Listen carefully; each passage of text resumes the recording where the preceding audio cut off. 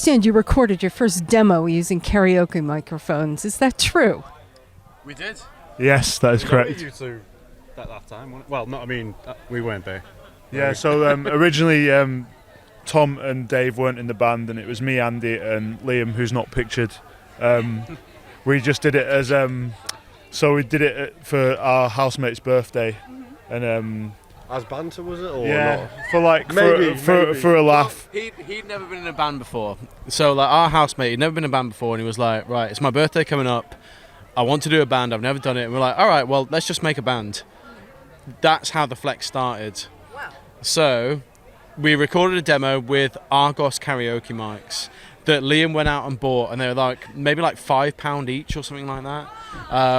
Plugged it into a laptop, recorded this demo, and then we had some lineup changes, and here we are. So that was only 4 of us. Yeah, me, you, Liam, and Rick. Flex. It was called Rick Flex. It was, yeah.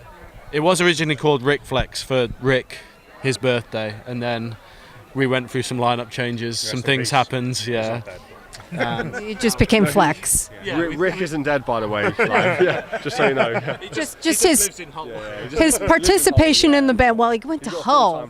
I mean, come on. Yeah, exactly. I was trying not to say that out loud. So, you've really come quite far since the days of a karaoke mic doing something for your housemate's birthday. Yeah. What made you want to keep going, you guys? I think like it's a very low stress band, as in like all like really good friends, like best mates, and sorry. Could you repeat that for us? No, we are like. And there's just like no real pressure to like doing record like every year, and it's just like very chilled, and like being fortunate enough to have like really cool offers and like tour the States and stuff like that. The whole thing is just like we just like I guess just hanging around and just like playing songs, recording, like playing gigs. Like it's more just an excuse just to kind of hang out and kind of do that thing. We all lived together for about 2 or 3 years. Yeah. And we had a basement where we could practice as well, so it was just Perfect setup. go to work, have a practice. Really easy, like super organic. And the first show we actually played was in our house, which us 4, you kind of lived there, and like Liam also lived in, so we all lived in the same house, and like we did it in the basement of our house, so like it was pretty organic in that sense.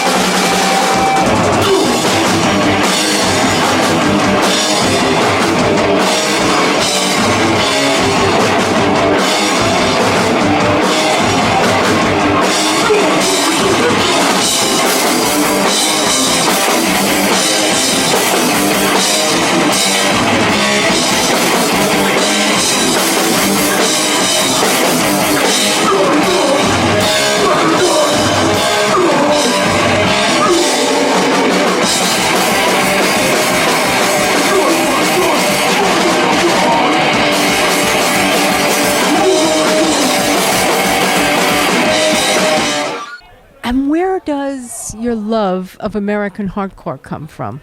Because it's not all that common to be as American hardcore sounding in the UK. Yeah, I'd say that's definitely true. Yeah. I mean, I love Discharge just as much as I love like the Cro-Mags and SSD and stuff like that. So like, I think from when we first started, that was like an amalgamation of the two. We're like, all right, we don't want to sound like an American hardcore band, but we also don't want to be like a UK punk band. So that was where we kind of like chose our path in the middle, you know. You took the best of both worlds. We did take the best of both worlds, yeah, exactly. You know, we never initially set out to sound like a band.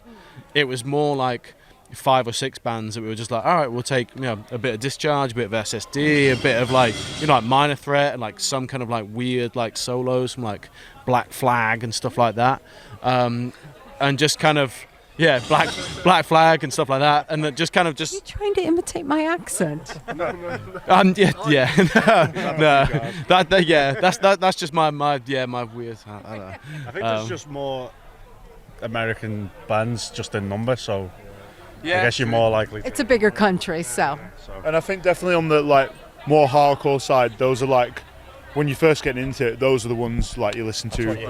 You hear Bad Brains first as opposed to like Ripcord or Discharge, like more so than that. So yeah, definitely. Yeah, I found Discharge and like Ripcord stuff much later on than like Minor Threat or whatever. I think sound-wise, it's less accessible to listen to because like the recording might be a bit shitty or something like that. But like kind of like New York hardcore bands later on anyway, the production was a little bit better and like you can listen to it a lot easier. Yeah, it's a lot of the early days of New York hardcore was a bit difficult to listen to recorded on tapes and things like that. You know what I mean? There was never really any like real professional recording studios. It was super DIY, which is essentially what we did for our first recording, like with karaoke mics. Absolutely, it really was not much different. They would have 4-channel tape recorder, and that was it. That's all we had. 4 microphones, drums, bass, guitar, and vocals. That was it. 4 mics, 1 band. We won't go there. Nope. No pun intended there. Just to clarify.